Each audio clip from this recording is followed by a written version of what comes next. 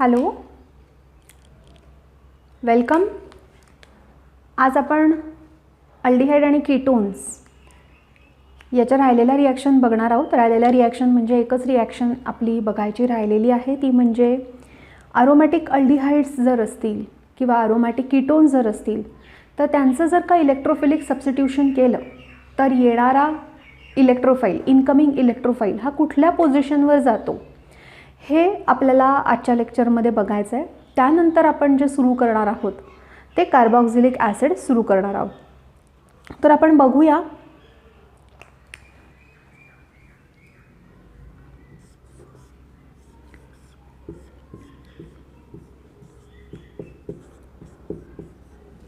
हे आहे बेन्झाल्डिहाइड.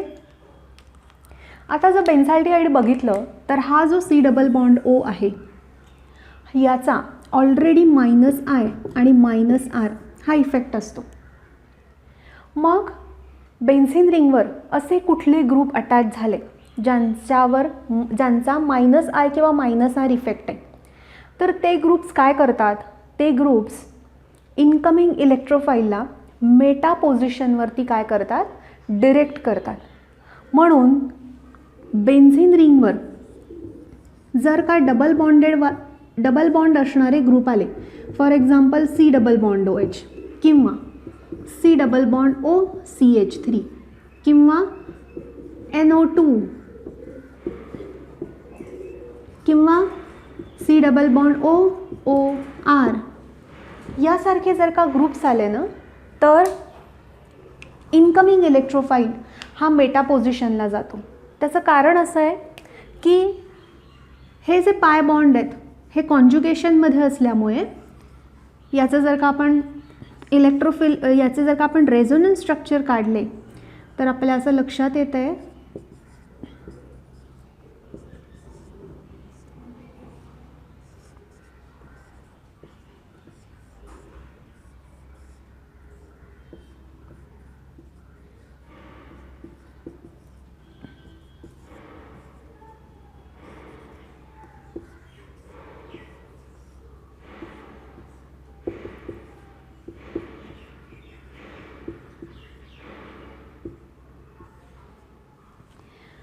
हे रेझोनन्स स्ट्रक्चर मी तुमच्यासमोर आत्ता काढलेले आहेत. तर हे रेझोनन्स स्ट्रक्चर बघितल्यावर तुमच्या लक्षात आलं असेल की ऑर्थो आणि पॅरा या दोन्हीही पोझिशनला काय आलेलं आहे, तर पॉझिटिव्ह चार्ज आला आहे. पॉझिटिव्ह चार्ज आला याचा अर्थ काय, तर ऑर्थो आणि पॅरा या दोन्हीही पोझिशनवर इलेक्ट्रॉन्स नाहीत, कारण ते इलेक्ट्रॉन्स कुणी स्वतःकडे ओढलेत, तर डबल बॉन्ड असणाऱ्या ग्रुपनी, म्हणजे C डबल बॉन्ड OH किंवा C double bond O CH3 NO2 C double bond O OR अशा सगळ्या ग्रुपनी स्वतःकडे इलेक्ट्रॉन खेचले. त्यामुळे ऑर्थो आणि पॅरा या पोझिशन झाल्यात इलेक्ट्रॉन डेफिशिएंट. मग त्यातल्या त्यात कुठली पोझिशन ही इलेक्ट्रॉन रिच आहे, तर ती पोझिशन आहे मेटा पोझिशन. तुम्ही जर चेक केलं तर मेटा पोझिशनवर एकदाही पॉझिटिव्ह चार्ज आलेला नाही आहे रेझोनन्स स्ट्रक्चरमध्ये. म्हणून इलेक्ट्रॉन डेन्सिटी ही जास्त मेटा पोझिशनवर आहे. म्हणून इलेक्ट्रोफिलिक सबस्टिट्यूशन हे कुठे होणार आहे, तर ऑब्व्हियसली ते मेटा पोझिशनला होणार आहे. तर अशा प्रकारे जेव्हाही बेन्झीन रिंगवर डबल बॉन्ड असणारे ग्रुप कधीही जॉईंट झालेले तुम्हाला दिसले तर इनकमिंग इलेक्ट्रोफाईल, मग तो इलेक्ट्रोफाईल नायट्रेशन रिॲक्शनचा असो किंवा सल्फोनेशनचा असो किंवा अल्कायलेशन असो किंवा असायलेशन असो, कुठलंही इलेक्ट्रोफिलिक सबस्टिट्यूशन केलं तर incoming इलेक्ट्रोफाईल NO2 CH3 C double bond O CH3+ अर्थात या सगळ्यांवर प्लस चार्ज असणार आहे. तर ते सगळे मेटा पोझिशनला डायरेक्ट होतात, ते ऑर्थो आणि पॅरा पोझिशनवरती जात नाही. तर हे होतं त्याच्या पाठीमागचं कारण. आता आपल्याला जी रिॲक्शन दिलेली आहे अरोमॅटिक अल्डिहाइडच्या केसमध्ये, ती एक स्पेसिफिक रिॲक्शन आपण बघणार आहोत. पण हे जे नॉलेज आहे हे तुम्हाला MCQमध्ये येणारा कुठलाही प्रश्न सॉल्व्ह करण्यासाठी उपयोगी पडेल. याच्या अपोजिट एक केस आपण अल्कोहोल फेनॉलमध्ये बघितली होती. बघा, आपण फेनॉल चं जेव्हा इलेक्ट्रोफिलिक सबस्टिट्यूशन केलं किंवा ॲनिसोलचं जेव्हा इलेक्ट्रोफिलिक सबस्टिट्यूशन केलं तेव्हा इन्कमिंग इलेक्ट्रोफाईल हा ऑर्थो आणि पॅराला जात होता, कारण जे ग्रुप बेन्झीन रिंगवर अटॅच्ड होते त्यांच्यावर होती लोन पेअर. तर लक्षात काय ठेवायचं आहे, लोन पेअरवाले ग्रुप जर का असतील बेन्झीन रिंगवर तर इन्कमिंग इलेक्ट्रोफाईल हा कुठे डायरेक्ट होतो, ऑर्थो आणि पॅरा. आणि जर डबल बॉन्ड असणारा ग्रुप एखादा बेन्झीन रिंगवर अटॅच्ड असेल तर इन्कमिंग इलेक्ट्रोफाईल हा मेटा पोझिशनला डायरेक्ट होतो. तर मला असं वाटतंय की हे तुमचं आत्तापर्यंत इथे क्लिअर झालेलं आहे. आता आपण पुढे जाऊया रिॲक्शन्स ऑफ अरोमॅटिक अल्डिहाइड या पॉईंटकडे.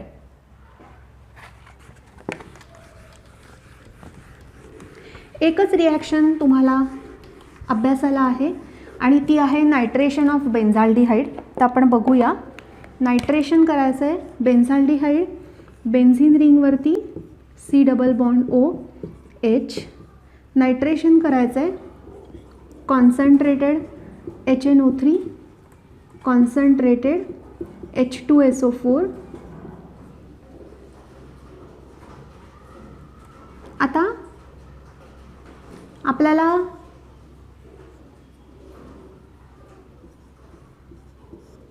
नायट्रेशन करताना इलेक्ट्रोफाईल जो जनरेट होतो तो होतो NO2+.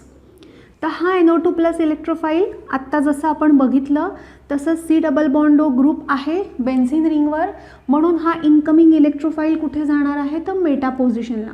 म्हणून मी काय करते तर याच्या मेटा पोझिशनला आता मी काय लिहिणार आहे तर NO2. म्हणजे आपल्याला काय मिळालेलं आहे, मेटा नायट्रो बेन्झाल्डिहाइड. ठीक आहे. आता या आपण रिॲक्शन बघितल्यात. तुम्ही हॅलोजनेशन करून बघा, तुम्ही अल्कायलेशन करून बघा.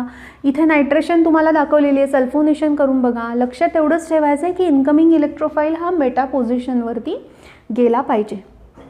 तर इथे आपण अल्डिहाइड आणि कीटोन यांच्या दोन्ही रिॲक्शन्स आपण बघितलेल्या आहेत. आता याचा फ्लोचार्ट आपल्याला ड्रॉ करायचाच आहे. त्याच्या आधी आपण कार्बॉक्सिलिक ॲसिडच्या रिॲक्शन बघू आणि मग तिन्हीच्या रिॲक्शन्सचा चार्ट आपण ड्रॉ करूया. आता बघूया पुढे कार्बॉक्सिलिक ॲसिड. तर कार्बॉक्सिलिक ॲसिड म्हणजे R, किंवा मी असं करते RCH2 C+O आणि OH. RCH2 C+O OH हे एक कार्बॉक्सिलिक ॲसिड आपल्याकडे आहे. हे कार्बॉक्सिलिक ॲसिड याचं जे डिसोसिएशन होतं ते असं होतं RCH2 C+O O- +H+. RCH2 C+O O- आणि H+. आता हे ॲसिड आहे, याच्यापासून तयार होणारं जे आहे याला आपण म्हणतो कॉन्जुगेट बेस. ॲसिड आहे, ॲसिडपासून आपल्याला मिळतं आहे ते कॉन्जुगेट बेस. ठीक आहे. आता हा कॉन्जुगेट बेस जर का स्टेबल नसेल तर काय होईल, हा कॉन्जुगेट बेस या H+शी परत रिॲक्ट होईल आणि परत उलटी रिॲक्शन होईल, तुम्हाला कार्बॉक्सिलिक ॲसिड मिळेल. आणि अकॉर्डिंग टू डेफिनेशन आपण काय म्हणतो तर acid is a substance which donate it's H+ ion and the conjugate base formed is a stable so that it will not react with the H+ again or the donated proton again, and it will not form the reverse reaction or it will not form a acid again. ठीक आहे. मग आता जर acid हे strong व्हायला हवं असेल तर हा कॉन्जुगेट बेस आपल्याला कसा हवा आहे, स्टेबल हवा आहे. जर कॉन्जुगेट बेस स्टेबल व्हायला हवा असेल तर कॉन्जुगेट बेस स्टेबल होण्यासाठी आपल्याला कुठले कुठले ग्रुप ॲसिडमध्ये असणं उपयोगी ठरणार आहे ते आपण बघूया. तर काय लक्षात ठेवायचं आहे, groups which exert -I and -R effect. Groups which एक्झर्ट्स -I and -R effect increases stability of conjugate base and it will make carboxylic acid a stronger acid. बघा, जे ग्रुप्स -I आणि -R इफेक्ट दाखवतात ते जर का ॲसिडमध्ये present असतील तर तयार होणारा कॉन्जुगेट बेस हा स्टेबल असतो आणि त्यामुळे ही रिव्हर्स रिॲक्शन परत होत नाही, परत ॲसिड फॉर्म होत नाही, ॲसिड हायड्रोजन देऊन टाकू शकतो आणि हे ॲसिड स्ट्रॉंग ॲसिड होऊ शकतं. आता आपण बघूया कुठले ते ग्रुप आहेत. समजा मी काय करते, मी इथे एक हायड्रोजन काढला आणि मी याला क्लोरीन लावला, तर CH3 C double bond OOH. आता मी याचं काय करणार आहे, डिसोसिएशन लिहिणार आहे. ते असं आहे RCHCl C double bond O minus. हा जो तयार झाला आहे तो आहे कॉन्जुगेट बेस आणि प्लस काय आहे तर H+ आयन. आता बघा हा जो कॉन्जुगेट बेस तयार झाला आहे आणि हा एक कॉन्जुगेट बेस तयार झालेला आहे. आपल्याला माहिती आहे की जे अल्किल ग्रुप असतात ते इलेक्ट्रॉन डोनेट करतात, पण क्लोरीनसारखे जे ग्रुप आहे ज्यांचा -I इफेक्ट असतो, म्हणजे इलेक्ट्रॉन सिग्मा बॉन्डमधून पुल करायचा ज्यांचा गुणधर्म आहे, हे असे जे ॲटम्स आहेत ते काय करणार आहेत, स्वतःकडे इलेक्ट्रॉन पुल करणार आहे. त्यांनी जर का इलेक्ट्रॉन पुल केले तर हा O- H+ बरोबर इमिजिएटली रिॲक्ट होत नाही किंवा रिॲक्ट होत नाही. H+ देऊन टाकला, H+ गेला, कॉन्जुगेट बेस स्टेबल आहे आणि जो H+ देऊनच टाकतो त्याला आपण स्ट्रॉंग ॲसिड म्हणतो. मग याच्याकडे क्लोरीन नाही आहे इलेक्ट्रॉन पुल करून कॉन्जुगेट बेसला स्टेबल करायला, पण याच्याकडे क्लोरीन आहे इलेक्ट्रॉन पुल करून या कॉन्जुगेट बेसला स्टेबल करायला. म्हणून आपण असं म्हणू शकतो की हे जे सेकंड ॲसिड आहे, this second acid is a stronger acid than the first acid. आणि याचं कारण काय आहे, याचं कारण हेच आहे की जर इलेक्ट्रॉन विथड्रॉईंग ॲटम और group if present in the acid,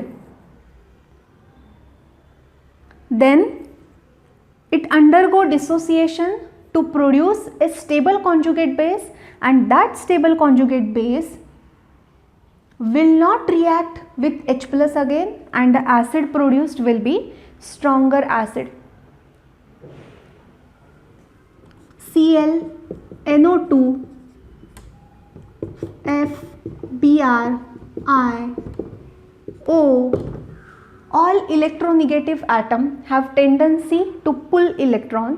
So if these atoms are present in acids, they will pull electron, they will make conjugate base stable one, and the base will not react again with H+ to form acid again. So remember, for the stability of conjugate base, all these fluorine, chlorine, bromine, nitro, these groups are very much important.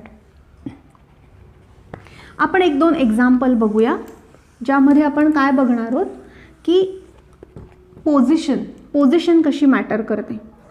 समजा माझ्याकडे CH3 CHCl CH2 C double bond O minus आहे. हा माझ्याकडे पहिला एक acid आहे आणि माझ्याकडे एक दुसरा ॲसिड आहे CH3 CH2 CHCl C double bond OH. हे माझ्याकडे दुसरं ॲसिड आहे.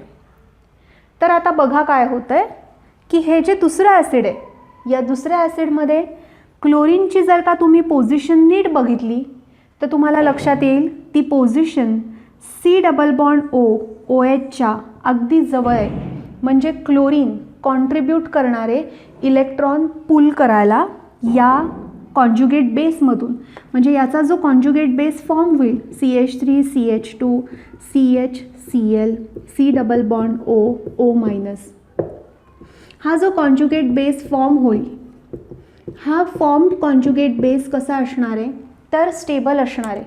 का स्टेबल असणार आहे, कारण हा जो क्लोरीन आहे हा इलेक्ट्रॉन स्वतःकडे काय करेल, पुल करेल. आता याकडे बघू आपण.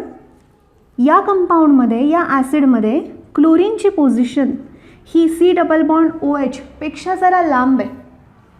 जर बघितलं आपण 1, 2, 3 थर्ड पोझिशनला क्लोरीन आहे आणि इथे 1 आणि 2 पोझिशनला क्लोरीन आहे. तर इथे जो थर्ड पोझिशनला क्लोरीन असणार आहे ना, तो काय करेल तर CH3 CHCl CH2 C double bond O इथे पण हा क्लोरीन कॉन्ट्रीब्यूट करणारच आहे, पण तो लांब आहे C डबल बॉन्ड OH पेक्षा, त्यामुळे त्याचं कॉन्ट्रीब्युशन जे आहे पुलिंगचं ते कसं असणार आहे, तेवढं इफेक्टिव्ह नसणार आहे जेवढं इफेक्टिव्ह ते ह्या सेकंड एक्झाम्पलमध्ये आहे, जेव्हा क्लोरीन सेकंड पोझिशनवर आहे. मग आपण असं कन्क्लूड करू शकतो की ह्या इलेक्ट्रॉन विड्रॉईंग ग्रुप्सची जी पोझिशन आहे ती पोझिशन ही C डबल बॉन्ड OHच्या जितकी जास्त जवळ असेल तितकी जास्त त्या ॲसिडची ॲसिडिटी असेल.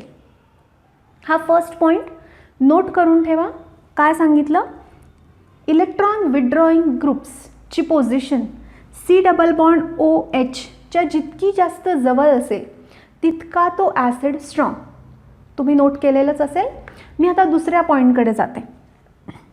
आपण एक्झाम्पल हेच ठेवूया, फक्त आता आपण करणार काय आहोत तर अजून एक वेगळी केस बघणार आहोत, ज्या केसमध्ये मी काय करणार आहे तर मी फर्स्ट एक्झाम्पलमध्ये एक जो क्लोरीन आहे तो तसाच राहू दिला आणि सेकंड एक्झाम्पलमध्ये मी काय केलं आहे तर मी अजून एक क्लोरीन काय केलं आहे जॉईन केला आहे. आता इथे असणाऱ्या क्लोरीनचा नंबर जास्त, म्हणजेच जो काही कॉन्जुगेट बेस फॉर्म होईल त्याची स्टॅबिलिटी अजून जास्त. त्याचं कारण काय, क्लोरीन इलेक्ट्रॉन पुल करणार आहे.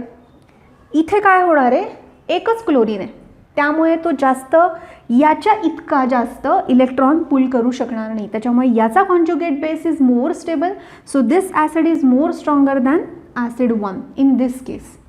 मग यावरून आपण काय कन्क्लूड करू शकतो तर more the number of electronegative atoms attached to the acid more is the acidity. More the number of electron withdrawing group more is the acidity. Okay, आता हा पण पॉईंट तुम्ही नोट केला असेल. आता आपण वळूया थर्ड पॉईंटकडे. आता थर्ड पॉईंटकडे जाताना आपल्याला लक्षात काय ठेवायचं आहे बघा, जेव्हा आपण थर्ड पॉईंटकडे जातो तेव्हा आपल्याला हे कळालं आहे की इलेक्ट्रॉन विड्रॉईंग ग्रुप्स जर अटॅच्ड असतील तर ॲसिडिटी वाढणार आहे. जर त्यांचा नंबर जास्त असेल तरीसुद्धा ॲसिडिटी वाढणार आहे. आता तिसरा पॉईंट असा की जर इलेक्ट्रोनिगेटिव्ह ॲटमची जेवढी इलेक्ट्रोनिगेटिव्हिटी जास्त तेवढी त्या ॲसिडची ॲसिडिटी जास्त. बघा मी 2 ॲसिड लिहिते, RCHF C double bond OH, RCHCl C double bond OH, RCHBr C double bond OH आणि सपोज आता इथे खालीच लिहिते RCHI C double bond O आणि OH.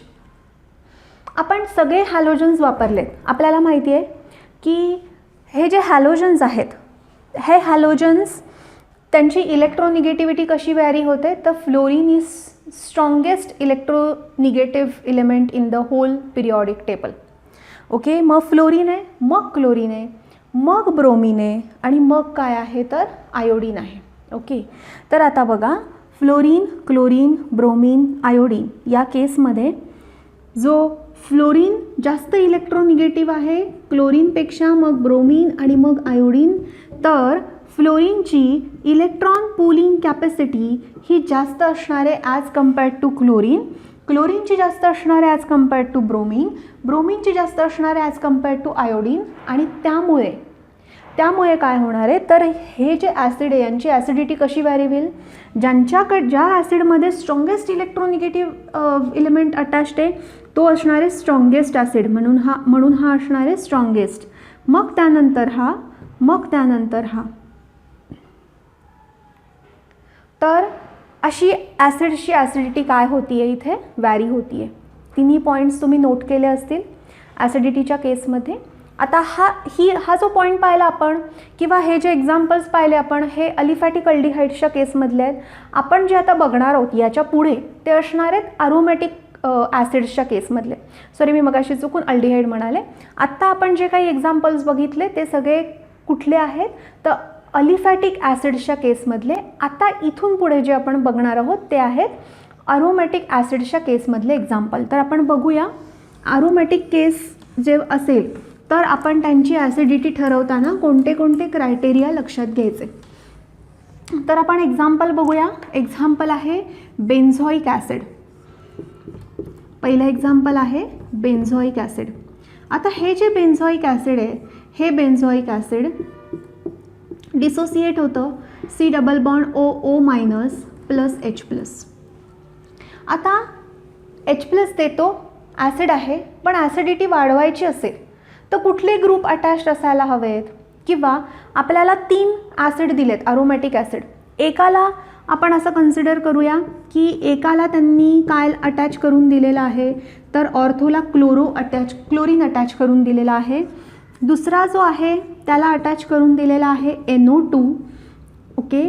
त्यानंतर तिसरा जो आहे त्याला अटॅच करून दिलेला आहे NH2. आता आपल्याला माहिती आहे की ॲसिड म्हणजे काय, जो H प्लस देऊन टाकतो. H प्लस देऊन टाकल्यानंतर जो कॉन्जुगेट बेस फॉर्म होतो, तो कॉन्जुगेट बेस जर का स्टेबल असेल तर ॲसिड स्ट्रॉंगर असेल. ठीक आहे. आता इथे बघूया 2 पोझिशनला कोण आहे, क्लोरीन. इथे 2 पोझिशनला कोण आहे, अमीन. इथे 2 पोझिशनला कोण आहे, नायट्रो. आता बघा की 2 chloro benzoic acid, 2 amino benzoic acid, 2 nitro benzoic acid. Benzoic acid common आहे, ग्रुप वेगळे. आता क्लोरीनची केस कन्सिडर करा. क्लोरीन हा -I आणि +R असे इफेक्ट दाखवतो, बरोबर आहे. NO2 हा -I आणि -R हे इफेक्ट दाखवतो, आणि हा NH2 हा -I आणि +R असा इफेक्ट दाखवतो. तर आता बघा, ज्यांना -I, -R, +I, +R काही कळत नाही आहे त्यांच्यासाठी एक छोटीशी हिंट आहे. NO2 मध्ये नायट्रोजनला असतो डबल बॉन्ड. डबल बॉन्डेडवाला इलिमेंट जेव्हा बेन्झिन रिंगला अटॅच्ड असतो तेव्हा तो -I, -R इफेक्ट दाखवतो. हे लक्षात ठेवा तुम्ही. मग आता क्लोरीन -I +R आपल्याला माहिती आहे की +R म्हणजे resonance effect is stronger than the inductive effect.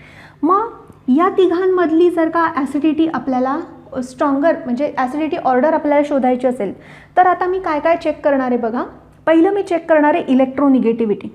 तर दोन्ही केसमध्ये इथे नायट्रोजन आहे आणि एका केसमध्ये क्लोरीन आहे. आपल्याला माहिती आहे as we move from left to right in the periodic table electronegativity goes on increasing.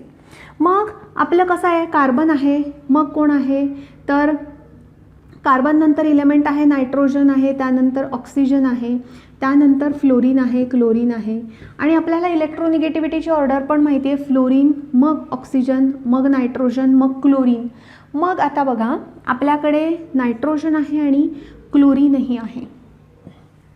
तर आता या केसमध्ये इथे आहे NO2 ज्याचा -I, -R इफेक्ट आहे. सो हे असणारे सगळ्यात स्ट्रॉंग ॲसिड.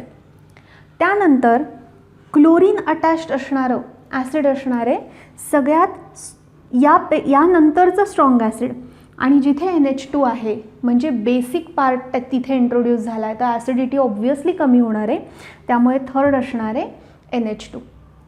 तर या केसमध्ये लक्षात काय ठेवायचं आहे, तर जेवढे इलेक्ट्रोनिगेटिव्ह इलिमेंट बेन्झिन रिंगला अटॅच्ड असतील तेवढी त्यांची ॲसिडिटी वाढते.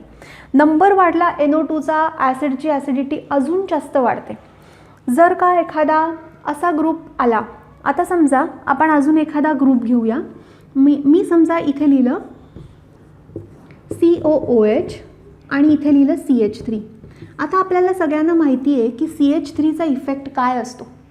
CH3चा इफेक्ट असतो इलेक्ट्रॉन डोनेट करतो तो. मग जर का हा इलेक्ट्रॉन डोनेट करेल तर हा तयार झालेला कॉन्जुगेट बेस स्टेबल होईल का, नाही स्टेबल होणार. त्याच्यामुळे जेव्हा अल्किल ग्रुप अटॅच्ड असतात ना बेन्झिन रिंगला, तेव्हा त्यांची ॲसिडिटी ही कमी होते. लक्षात ठेवा. अजून कधी कमी होते तर असे ग्रुप्स जे बेन्झीन रिंगला अटॅच्ड आहेत आणि त्यांच्यावरती काय आहे, लोन पेअर. क्लोरीनची केस वेगळी आहे, कारण क्लोरीनमध्ये काय होतं, क्लोरीनचा -I इफेक्टसुद्धा स्ट्रॉंग आहे. म्हणून क्लोरीनच्या केसमध्ये बघताना किंवा ठरवताना एकदा फक्त थोडा विचार करायचा. आता इथे NH2 आहे किंवा आपण समजा म्हणूया की इथे COOH आहे आणि OCH3 आहे. तर आता OCH3 म्हणजे परत तो इलेक्ट्रॉन डोनेट करतो. कॉन्जुगेट बेस कसा असणार आहे, अनस्टेबल असणार आहे. जर कॉन्जुगेट बेस अनस्टेबल असेल तर मग आपल्याला काय होईल, कॉन्जुगेट बेस अनस्टेबल असल्यामुळे ॲसिड कसं होणार आहे, वीक ॲसिड होणार आहे. तर एक स्टेटमेंट तुम्ही लक्षात ठेवा की इलेक्ट्रॉन विड्रॉईंग ग्रुप जर का अटॅच्ड असतील बेन्झीन रिंगला तर ॲसिडची ॲसिडिटी वाढते. जर electron donating group, alkyl group किंवा असे ग्रुप ज्यांच्यावर लोन पेअर आहेत असे बेन्झीन रिंगला अटॅच्ड असतील तर ॲसिडिटी कमी होते. जर इलेक्ट्रॉन विड्रॉईंग ॲटम्सचा नंबर बेन्झीन रिंगवर जास्त असेल तर ऑब्व्हियसली ॲसिडिटी वाढणार आहे. कुठल्याही ग्रुपचा इफेक्ट हा ऑर्थो आणि पॅरावर मेजर असतो आणि मग मेटावर त्याचा इफेक्ट असतो. म्हणजे जर तुम्हाला ऑर्थोवरचा दिला, पॅरावरचा दिला आणि मेटावरचा दिला आणि जर कन्सिडर करायला सांगितलं तर ज्या COOH आणि तो ग्रुप डिस्टन्स जेवढं कमी तेवढं त्यांची ॲसिडिटी जास्त. मग समजा तुम्हाला म्हटलं ऑर्थोक्लोरोबेन्झोइक ॲसिड, मेटाक्लोरोबेन्झोइक ॲसिड, पॅराक्लोरोबेन्झोइक ॲसिड, तर त्या केसमध्ये ऑर्थोक्लोरोबेन्झोइक ॲसिड स्ट्रॉंगर, मग पॅराक्लोरोबेन्झोइक ॲसिड, मग मेटाक्लोरोबेन्झोइक ॲसिड. कुठलाही इफेक्ट हा मेटा पोझिशनवर कमी असतो तर ऑर्थो आणि पॅराला प्रेफरन्स द्यायचा, मग मेटाला प्रेफरन्स द्यायचा. तुम्ही अशा टाईपचे एक्झाम्पल्स जेव्हा सॉल्व्ह कराल तेव्हा हे सगळे पॉईंट नोट करा. तुम्ही म्हणजे लक्षात ठेवण्यासाठीचे पॉईंट्स जिथे लिहून ठेवत असाल तिथे हे सगळे पॉईंट नोट डाऊन करून ठेवा, कारण यावर क्वेश्चन येतोच. ठीक आहे. आता आपण रिॲक्शन्स ऑफ कार्बॉक्सिलिक ॲसिड बघूया.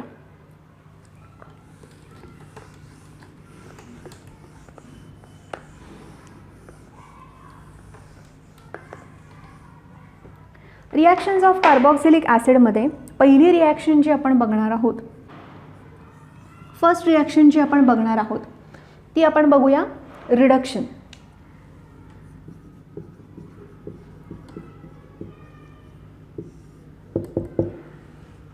आता कार्बॉक्सिलिक ॲसिडचं रिडक्शन आपण करू शकतो आणि हीच रिॲक्शन आपण अल्कोहोल या चॅप्टरमध्ये बघितलेलीच आहे. अल्कोहोल या चॅप्टरमध्ये बघितलेलीच आहे, म्हणूनच मी ही रिॲक्शन पहिल्यांदा घेणार आहे. हे झालं कार्बॉक्सिलिक ॲसिड. या कार्बॉक्सिलिक ॲसिडची रिॲक्शन जर का लिथियम ॲल्युमिनियम हायड्राईड बरोबर केली, कशाबरोबर केली, लिथियम ॲल्युमिनियम हायड्राईड बरोबर, तर आपल्याला जो काही प्रॉडक्ट मिळतो तो मिळतो RCH2CH2OH. याला म्हणतात primary alcohol. Carboxylic acid to primary alcohol.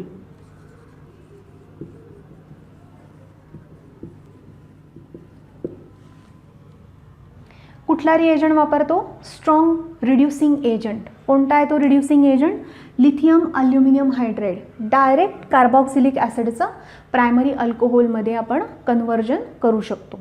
ठीक आहे. आता पुढची रिॲक्शन बघूया.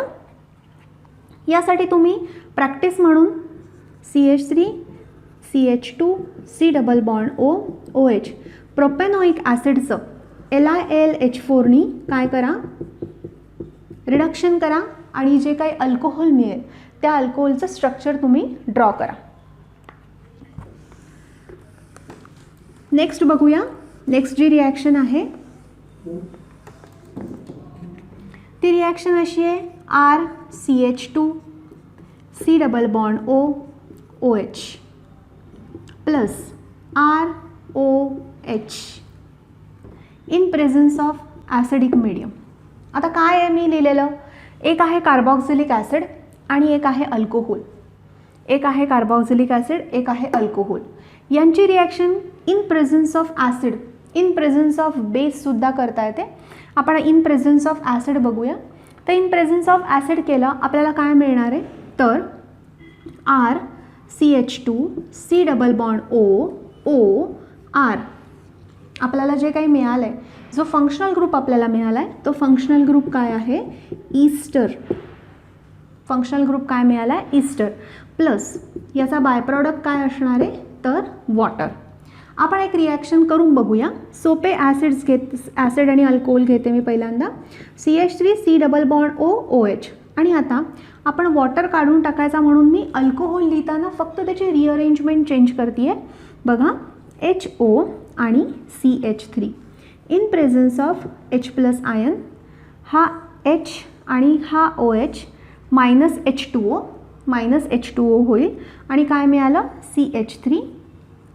हा CH3, मग काय C डबल बॉन्ड O, मग काय तर O, मग काय तर CH3 प्लस काय निघालं बाहेर तर H2O.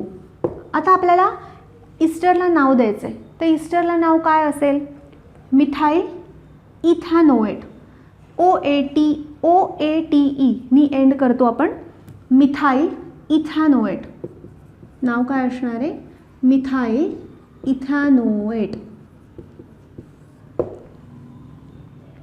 हे काय आहे, इथॅनॉइक ॲसिड. हे काय आहे, मिथेनॉल. जो काही प्रॉडक्ट मिळाला आहे तो काय असणार आहे, मिथाइल इथॅनोएट. तर ही आपण जी रिॲक्शन बघितलेली आहे ही रिॲक्शन कुठली आहे, इस्टरिफिकेशन रिॲक्शन. आता आपण पुढच्या रिॲक्शनकडे जाऊया.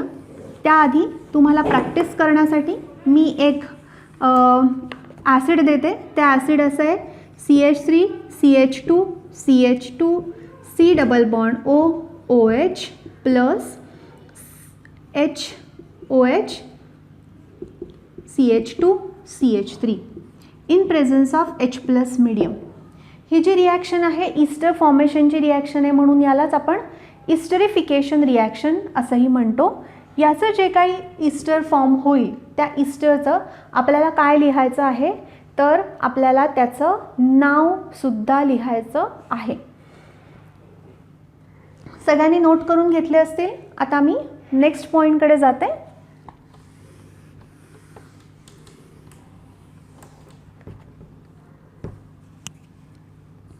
आता मी परत एक कार्बॉक्सिलिक ॲसिड लिहिले RCH2 C double bond OH. आणि आता याची रिॲक्शन मी कशाबरोबर करणार आहे, अमोनियाबरोबर करणार आहे, हीटिंग करून. तर काय मिळालं मला, RCH2 C double bond O minus NH4 plus salt मिळाला मला. O मायनस NH4 प्लस काय मिळाला, अमोनियम सॉल्ट. आता यामधूनच जर का वॉटर मॉलिक्यूल काढून टाकलं तर मला जे काही मिळतं ते असं आहे RCH2 C double bond NH2. RCH2 C double bond NH2. तर आपण काय केलं आहे, ॲसिडपासून आपण काय बनवलं आहे, अमाइड. ॲसिडपासून आपण काय बनवलं आहे, अमाइड. अमाइड कसं बनवतात, अमाइड हे ॲसिडची रिॲक्शन अमोनिया बरोबर करून हे अमाइड बनवलं जातं. आपल्याला प्रॅक्टिससाठी इथे काय केलं आहे, पहिल्यांदा ही स्टेप तुम्हाला जर का असं वाटलं की मला नाही समजत आहे तर तुम्ही काय करा, ही स्टेप गाळून टाका. कसं सोपं लिहायचं ते मी सांगते. H आणि NH2, H आणि NH2 असं लिहून घ्यायचं. हा OH आणि हा H मायनस H2O होईल आणि तुम्हाला डायरेक्ट हा प्रॉडक्ट मिळेल. तुम्हाला जर असं वाटलं की मला ही मधली स्टेप लक्षात नाही राहते किंवा मला जमेल की नाही माहिती नाही किंवा चार्ज लिहायचा चुकेल, तर जे लिहिणार आहे ते करेक्टच लिहा. पाहिजे तर 2 स्टेप कमी लिहिल्या तरी चालतील, पण आन्सर करेक्ट येऊन IUPAC नेम तुम्ही करेक्ट लिहू शकता. नेक्स्ट बघूया. आता आपण अमाइड फॉर्मेशन बघितलेलं आहे. आता आपण पुढचं जे बघणार आहोत ते असं आहे RC double bond OH plus HO C double bond O आणि R heating in presence of P2O5 phosphorus pentoxide. आता काय होतं तर फॉस्फरस पेंटॉक्साइड आणि हीट आहे, वॉटर मॉलिक्यूल निघून जाणार आहे आणि आपल्याला जो काही प्रॉडक्ट मिळेल तो काय असणार आहे, R. त्यानंतर काय असणार आहे, C डबल बॉन्ड O. त्यानंतर काय O, त्यानंतर काय C डबल बॉन्ड O, त्यानंतर काय R, त्यानंतर H2O. म्हणजे आपल्याला मिळालं काय, तर आपल्याला मिळालेलं आहे ॲसिड अनहायड्राईड. आपल्याला काय मिळालं आहे, ॲसिड अनहायड्राईड. तर असंच ॲसिड अनहायड्राईड आपण प्रिपेअर करू शकतो अजून 1-2 मेथड्सनी. तर त्या मेथड्स कुठल्या आहेत ते सुद्धा आपल्याला लगेचच बघायचं आहे. आता याची प्रॅक्टिस म्हणून आणि आधीच्या रिॲक्शनची प्रॅक्टिस म्हणून मी तुम्हाला 2 एक्झाम्पल देणार आहे सॉल्व्ह करायला. बघा, आपण एक कार्बॉक्सिलिक ॲसिड लिहिलं, दुसरं कार्बॉक्सिलिक ॲसिड लिहिताना OHचा पार्ट या साईडला लिहून घ्या, म्हणजे तुम्हाला H2O बाहेर काढणं सोपं जाईल. आणि राहिलेला पार्ट आपल्याला फक्त जॉईंट करायचा आहे. जॉईंट करायचा आहे म्हणजे आपल्याला काय मिळणार आहे, ॲसिड अनहायड्राईड आणि वॉटर मॉलिक्यूल लिहून गेलं. ठीक आहे, आता बघूया, आपण पुढे बघूया, पुढच्या रिॲक्शनकडे जाऊया.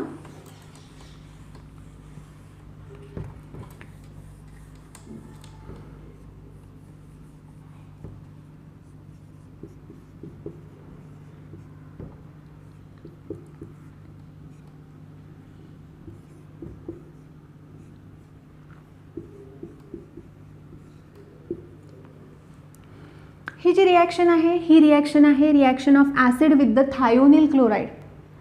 Reaction of acid with the thionyl chloride. आता आपण reaction of alcohol with the thionyl chloride पाहिलं आहे. आपल्याला माहिती आहे की OH जातो आणि त्याच्या जागी Cl येतो. इथे पण तेच होणार आहे, हा OH जाणार आहे आणि त्याच्या जागी Cl येणार आहे. एवढंच करायचं आहे आपल्याला. काय होणार आहे, R product RCH2 C double bond O आणि Cl. आता काय राहिलं, तर एक हायड्रोजन आणि एक क्लोरीन HCl आणि plus SO2 as a bye product. म्हणजे आपल्याला काय मिळालं आहे, तर असाइल क्लोराइड्स. काय मिळालं आहे, C double bond O Cl. कशापासून, C double bond O OH. काय वापरलं, SOCl2. तर ही जी रिॲक्शन होती ही, या रिॲक्शनने तुम्ही असाइल क्लोराइड्स बनवू शकता. आता पुढच्या रिॲक्शनकडे जाऊया. पुढची रिॲक्शन जी आहे ती, किंवा तिथे जाण्याआधी मी तुम्हाला काही एक्झाम्पल्स देते. ते एक्झाम्पल्स आधी आपण सॉल्व्ह करून घेऊया आणि मग आपण पुढे जाऊया. मी तुम्हाला काही ॲसिड्स सांगणार आहे, त्याचे अनहायड्राईड बनवायचे. पहिलं जे आहे ज्याचं अनहायड्राईड तुम्हाला बनवायचं आहे ते आहे ॲसिटिक ॲसिड.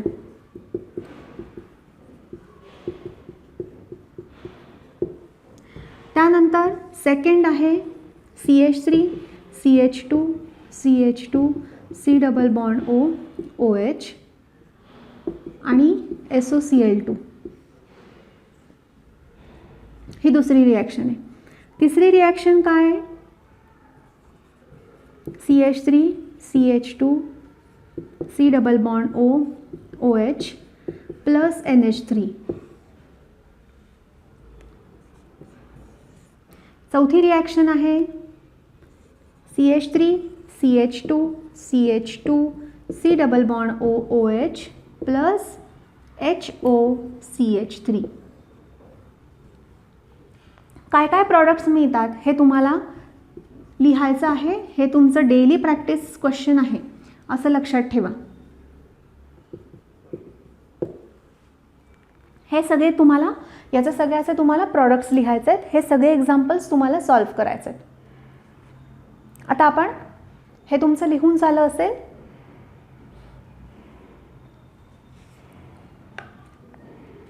आता नेक्स्ट पॉईंटकडे वळूया. नेक्स्ट रिॲक्शन जी आपण बघणार आहोत ती आहे अनहायड्रेट फॉर्मेशनचीच, पण वेगळ्या मेथडनी. मग आता ती कुठली मेथड आहे, तर आत्ता आपण बघितलं की RC double bond O OH याची रिॲक्शन आपण केली होती SOCl2 बरोबर. आपल्याला प्रॉडक्ट मिळाला, किंवा मी प्रॉडक्ट मुद्दाम खाली लिहिते, आपल्याला प्रॉडक्ट मिळाला RC double bond O Cl बरोबर.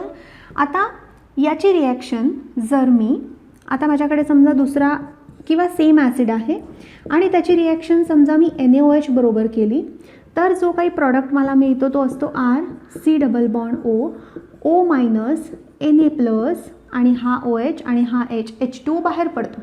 Acid base reaction. आणि आता याचा प्रॉडक्ट आणि याचा प्रॉडक्ट, या दोघांची जर का रिॲक्शन झाली तर काय मिळतं आहे बघा. हा जो O मायनस आहे डायरेक्ट कार्बोनिलला अटॅच होतो, Cl निघून जातो, आपल्याला मिळतं R C double bond O, O C double bond O R. आपल्याला काय मिळतं आहे, acid anhydride R C double bond O, O C double bond O आणि R. तर एकदा तुम्ही चेक करा किंवा तुम्ही एकदा एखादं एक्झाम्पल घेऊन सॉल्व्ह करून बघा. तुम्हाला सेम या मेथडने सॉल्व्ह करायचं आहे, म्हणजे reaction of acyl chloride plus reaction of sodium salt of acid gives acid anhydride. ही जी रिॲक्शन आहे ही रिॲक्शन तुम्हाला करायची आहे. त्यासाठी मी जे 2 एक्झाम्पल देते ते 2 एक्झाम्पल तुम्ही नोट करून घ्या. पहिलं आहे CH3 CH2 C double bond O OH. आता याचा तुम्हाला तयार करायचा आहे सोडियम सॉल्ट ऑफ ॲसिड, याचा तुम्हाला तयार करायचा आहे सोडियम सॉल्ट ऑफ ॲसिड. प्रोपेनॉइक ॲसिडचा करा सोडियम सॉल्ट, त्याला रिॲक्ट करा NaOH बरोबर. ओके. आणि जे दुसरं आहे, दुसरं असं असणार आहे CH3 CH2 CH2 C double bond O OH. दुसरं जे आहे ते आहे ब्युटानोइक ॲसिड.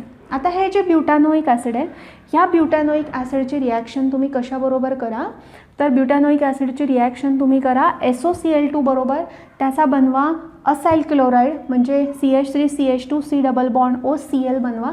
या दोन्हींची रिॲक्शन करा आणि मग कुठलं अनहायड्रेड मिळतं आहे ते बघा. अनहायड्रेड जे असेल ते मिक्स्ड अनहायड्रेड असेल, म्हणजे दोन्ही अल्किल ग्रुप या केसमध्ये सेम नसतील. आता पुढच्या रिॲक्शनकडे वळूया आपण. पुढची रिॲक्शन जी आहे ती आहे डिकार्बॉक्झिलेशन. पुढची जी रिॲक्शन आहे ती रिॲक्शन आहे डिकार्बॉक्झिलेशन. डिकार्बॉक्झिलेशन रिॲक्शन काय आहे, तर डिकार्बॉक्झिलेशन रिॲक्शन म्हणजे आपल्याकडे असतं R C double bond O, O आणि H. याची रिॲक्शन NaOH बरोबर करतो in presence of calcium oxide. आता काय होतं NaOH बरोबर रिॲक्शन केल्यावर, तर 2 टाइम्स NaOH जर का आपण घेतलं तर आपल्याला जे जे बाहेर बाय प्रॉडक्ट म्हणून निघतं त्याच्या खाली मी अंडरलाईन करते, तर 2 Na आहेत म्हणून मी इथे लिहिलं Na2 प्लस हा एक कार्बन आहे सो C प्लस ऑक्सिजन आहे 1 2 3 Na2CO3. काय मिळालं आहे, सोडियम कार्बोनेट. आता राहिलं काय, तर हा R आणि हा H. मग आपल्याला काय मिळणार आहे RH.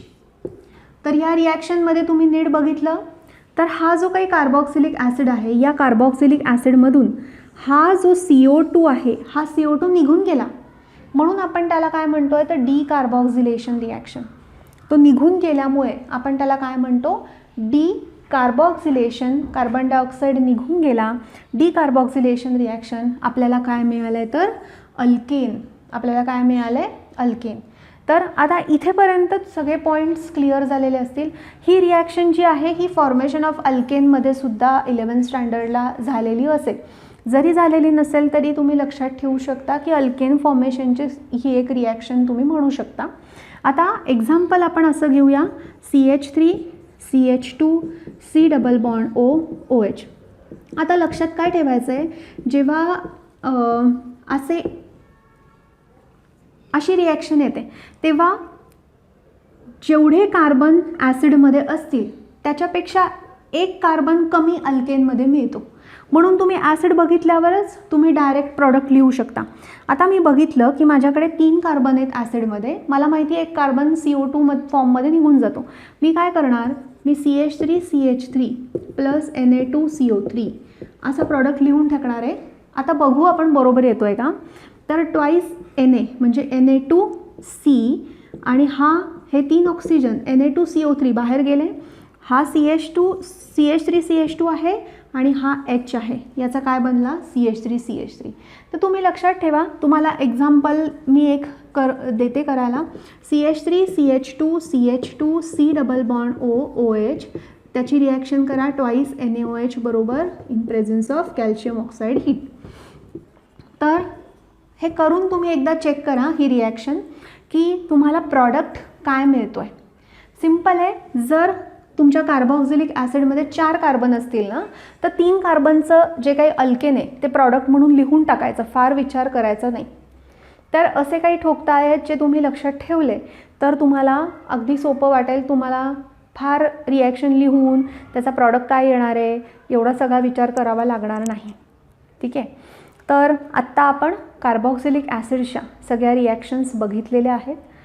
लॅबोरेटरी टेस्ट या रिड्यूस सिलेबसमध्ये आहेत की नाही हे एकदा मला चेक करायला लागेल, पण मी माझ्या साईडने लॅबोरेटरी टेस्ट पण ज्या काही आहेत त्या मी इथे मेन्शन करून ठेवणार आहे याच लेक्चरमध्ये. जर असतील तर तो पार्ट आपण बघूया, जर नसेल तर तो पार्ट तुम्ही निग्लेक्ट करू शकता तुमच्या एंडला. नाही ऐकलात तो व्हिडिओचा पार्ट तरी चालणार आहे. लॅबोरेटरी टेस्ट विचारल्या तरी अतिशय सोप्या आहेत. तर त्या कुठल्या आहेत तर लिटमस टेस्ट. आपल्याला माहिती आहे की जर ॲसिड असेल आणि ब्ल्यू लिटमस जर का आपण डीप केला तर काय होतं, तर ब्ल्यू लिटमस हा रेड होतो, म्हणजे ॲसिड प्रेझेंट आहे ही कन्फर्मेशन आपल्याला मिळतं. दुसरी टेस्ट जी आहे ती सोडियम बायकार्बोनेट बरोबर रिॲक्शन. तर ॲसिड आहे आणि सोडियम बायकार्बोनेट बरोबर रिॲक्शन केली तर कार्बन डायऑक्साईड इव्हॉल्व्ड दुसरं इंडिकेशन असतं. आणि तिसरं जे आहे ते असं आहे की आपल्याकडे जर अल्कोहोल अवेलेबल आहे आणि ॲसिड आहे, तर ॲसिड आणि alcohol in presence of acidic medium जर का हीट केले तर हीट केल्यानंतर जो काही कंपाऊंड फॉर्म होतो तो कंपाऊंड असतो ईस्टर, ज्याची स्मेल असते फ्रुटी स्मेल. तर फ्रुटी स्मेल जर का आपल्याला आली तर आपण त्याला म्हणणार आहोत दिलेलं जे कंपाऊंड आहे ज्यामध्ये आपण अल्कोहोल ॲड केलं ते आहे ॲसिड. तर अशा 3 लॅबोरेटरी टेस्ट मेनली वापरतात ॲसिडचं कन्फर्मेशन घेण्यासाठी. तर आत्ता आपण ॲसिडचा पार्ट पूर्ण झालेला आहे. आत्ता आपण या लेक्चरमध्ये इथे थांबणार आहोत. उद्या आपण MCQ सॉल्व करायला सुरुवात करणार आहोत. आज तुम्हाला एक PDF अटॅच करून मिळेल जी तुम्ही घरी ट्राय करू शकता, MCQ सॉल्व घरी करू शकता. तर ट्राय करा आणि ऑल द बेस्ट.